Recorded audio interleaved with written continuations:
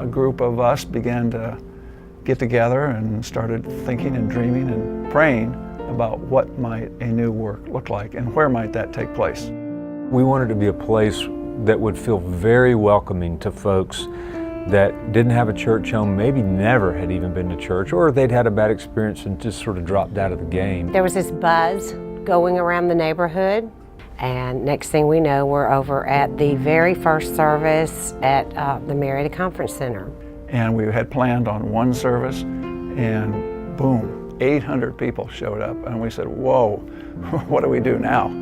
And it was just an eye-opening experience from the get-go. I'd never heard praise and worship music like that. I grew up in the Presbyterian church, beautiful hymns, great songs, but nothing I left church humming, nothing that stuck with me through the day. And this was just a great experience, and it hooked me from the very first service. When Sonny struck up the band, I mean, he had me from hello. Honestly, I even remember from being a young sixth grader being a very unique experience. From what I can remember from week 1 or 2, just feeling like this feels like home, and I remember already feeling like I could connect even as a teenager. I didn't like any of the girls that were there except for this one, so something great happened while I was there, and that's awesome, so.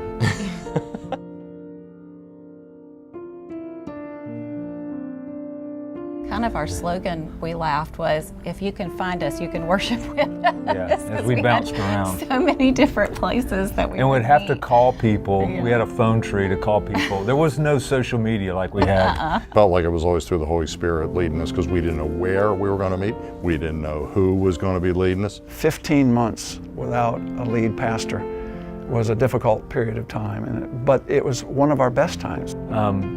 We had a truck, and we had to load all our stuff in the truck. And fortunate that there were people that were willing to roll up their sleeves and get there early and unpack it. So the things, it was at the Marietta Conference Center. We used the ballroom for kind of the worship place. So by the time you pack it up and then you actually do it, yeah, Sonny Lawlerstedt and all his gear, and then you get the privilege of putting it all back in the truck. And then you pray that nobody steals the truck in between services, because a lot of your gear's in the truck. And everybody was in. Everybody did everything. I think what I realized is the people that came felt a lot of ownership. It wasn't casual for the most part. They had skin in the game. Because we didn't have any choice back then. You had to jump in with both feet or we weren't going to make it. It was just a wonderful time of starting this church and seeing where it's come. It's so amazing. Church is a group of people that come together to grow in their faith and worship God. And so we were a church, we shouldn't have a place. And we looked at this property as West Cobb was really starting to develop, and we said we can't afford it. And we just walked away from it. And then ultimately we felt like God was sort of bringing us back here. And we were able to purchase the property, but it just took about everything we had. And then as we started to build, we built what we could, but as soon as we built it and opened it, that brought more people, and so we were bust on space day one. When the walls were going up, we were all invited out to write on those walls. Buried in this place are all the scriptures that were laid on the hearts of our first attenders in this facility. And once the structure was built, there was another explosion.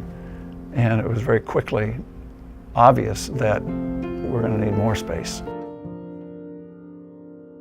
Brent got up in front of the church and said that he needed help in the youth. And so I said to Mark, I said, I can do that. And now Tammy and I have been leading forever, and our girls are turning 30 this year. Makes you really feel old.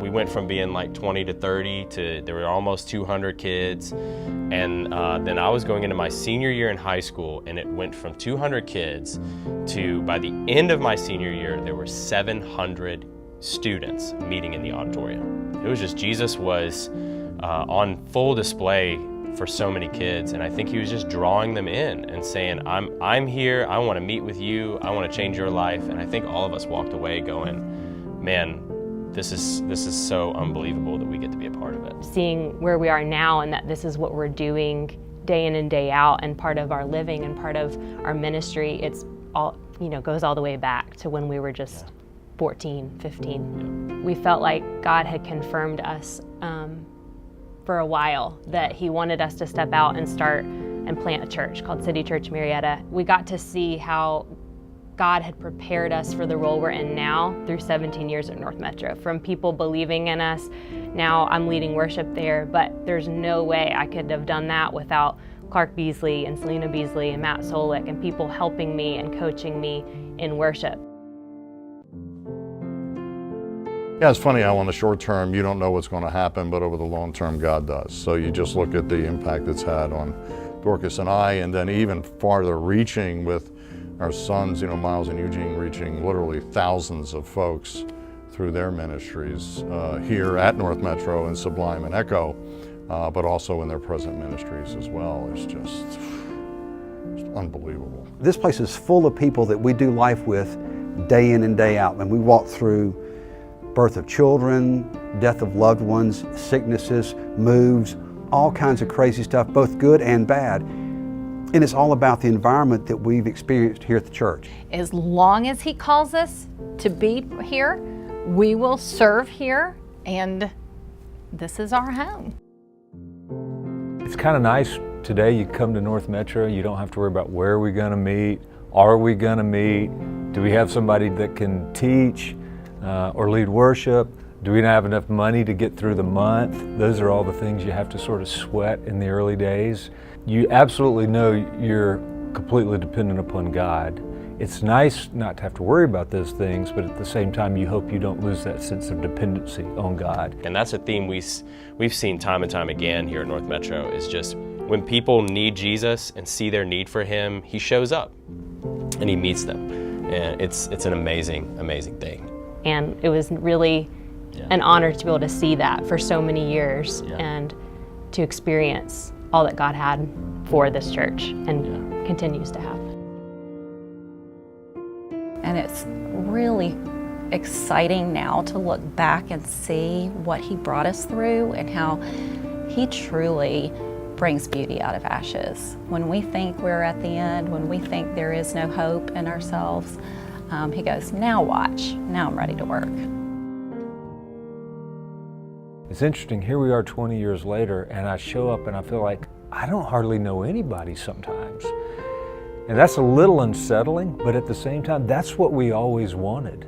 And so when I look around and I see people I don't know, and they're growing, or they're serving, or they're plugging in, there's life change happening, we got to remember that's what we wanted all along, and that's a beautiful thing.